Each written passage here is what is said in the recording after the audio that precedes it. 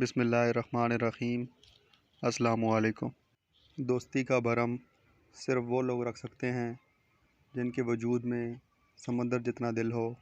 رزق کے پیچھے اپنے ایمان کو خراب مت کرو، کیونکہ رزق انسان کو ایسے تلاش کرتا ہے جیسے مرنے والے کو موت۔ جب تمہارے پاس رزق تمہاری ضرورت سے زیادہ ہو تو فوراً سمجھ جانا کہ یہ کسی اور کا حق ہے جو تمہارے پاس اس کی امانت ہے۔ دکھ میں کبھی پچھتاوے کے آنسو نہ بہاؤ، کیونکہ تم وہ خوش نصیب ہو جسے اللہ نے آزمائش کے قابل سمجھا۔ حضرت علی رضی اللہ تعالیٰ عنہ نے فرمایا، میری 5 باتیں ہمیشہ یاد رکھنا، بہت کامیاب ہو جاؤ گے۔ پہلی بات، اللہ تعالیٰ کے علاوہ کسی سے امید نہ رکھنا، کیونکہ اللہ پاک کے علاوہ کوئی ذات نہیں جو تمہاری امیدوں کو پورا کر سکے۔ دوسری بات، اپنے گناہوں کے علاوہ کسی چیز سے نہ ڈرو، نہ کہ کل کو جب اپنے اللہ کے سامنے جاؤ گے تو اللہ کو کیا منہ دکھاؤ گے۔ اس لیے ہر وقت یہ خوف اپنے دل میں رکھو کہ کوئی گناہ تم سے سرزد نہ ہو۔ جو گناہ ہو چکے ہیں ان پر اللہ تعالیٰ سے توبہ استغفار کرو۔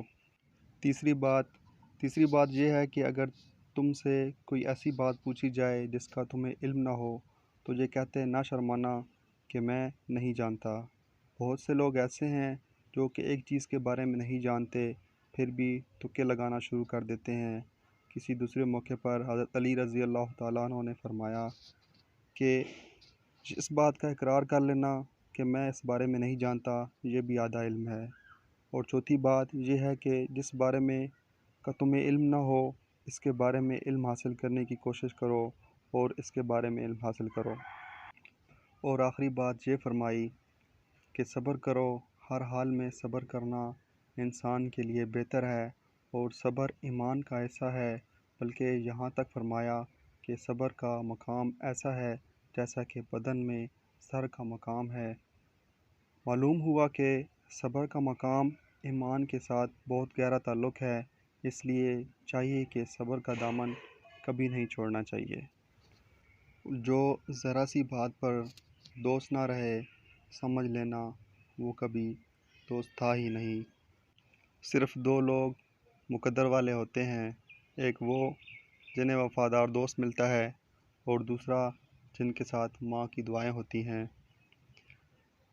تم کسی کے ساتھ بھلائی کرو، تمہیں اس کا بدلہ برائی کی صورت میں ملے تو سمجھ لو تمہاری نیکی قبول ہو گئی۔ مشکلات ہمیشہ بہترین لوگوں کے حصے میں آتی ہیں، کیونکہ وہ اس کو بہترین طریقے سے انجام دینے کی صلاحیت رکھتے ہیں۔ جو خود بخود اگتی ہیں وہ صرف جھاڑیاں ہوتی ہیں، باغ تو لگانے پڑتے ہیں۔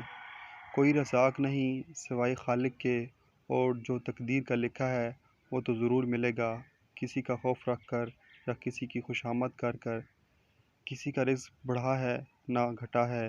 برکت اور تنگی دل کی کیفیت کے ساتھ وابستہ ہے۔